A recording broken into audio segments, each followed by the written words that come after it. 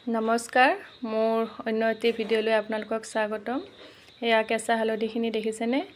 কেঁচা হালধি এয়া বাকলি এৰাই লৈছোঁ ধুনীয়াকৈ, ধুই লৈছিলোঁ বাৰু দেই। এয়া কাটি লৈছোঁ সৰু সৰুকৈ, তাৰপিছত মিক্সিতে পিহি লৈছোঁ।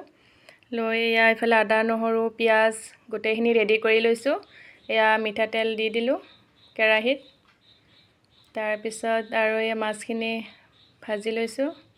কেঁচা হালধিটো বিৰাটেই ভাল বাৰু, লিভাৰৰ কাৰণেও ভাল আৰু স্কিনৰ কাৰণেও ভাল, বহুখিনিয়ে কাম কৰে। মই আজি এয়া কেঁচা হালধিৰ সৈতে মচুৰ দাইল বনাম। এয়া হালধিখিনি দি ল'লোঁ। এতিয়া ভাজিম মই ধুনীয়াকৈ। ভাজা হৈ যোৱাৰ পিছত আৰু এইফালে মই বেঙেনা, মাছৰ তেল আছিলে আৰু পেটু আছিলে, মাছৰ পেটুৰ সৈতে এয়া বেঙেনাখিনি ফ্ৰাই কৰিছোঁ।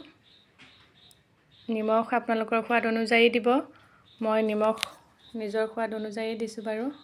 আৰু ইয়াতে বেলেগ হালধি দিব নালাগে আৰু মানে, মই ইয়াতে কেঁচা হালধিহে দিছোঁ যিহেতু। আৰু মচুৰ দাইলখিনি মই এতিয়া বহুৱাই দিম ইয়াতে। তাৰপিছত ধুনীয়াকৈ মচুৰ দাইলখিনি এয়া বহুৱাই দিলোঁ।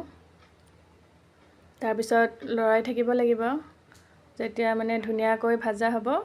তাৰপিছত আৰু মানে পানী ঢালি দিলেই হ'ল আৰু মানে। মই এইটো এনেকৈ খাইছিলোঁ মানে এজনী মোৰ বান্ধৱীৰ ঘৰত খাইছিলোঁ দেই, বহুত বছৰৰ আগতে খাইছিলোঁ। আজি মোৰ মনত পৰি বোলো মই আজি এনেকৈ ৰান্ধি চাওঁ। ভাল লাগিছিলে খাই পেলাই। বোলো আৰু হালধিখিনিও এনেই যাব যিহেতু, বহুখিনিয়ে হালধি মোক মায়ে দি পঠিয়াইছিলে ঘৰৰ পৰা। আৰু এয়া বেঙেনাও হ'ব ধৰিছে লাহে লাহে, হৈছে আৰু অলৰেডি। আৰু এয়া ধুনীয়াকৈ উতলি আছে। এতিয়া মই মাছখিনি দি দিম। এয়া মাছ দি দিলোঁ মই। এয়া উতলি আছে, উতলি আৰু অলপ সময় পিছত আৰু হৈয়ে যাব আৰু আপোনালোকেও যদি খোৱা নাই খাই চাবচোন এবাৰ, ভাল লাগে বাৰু। আৰু এয়া হৈ গ'ল।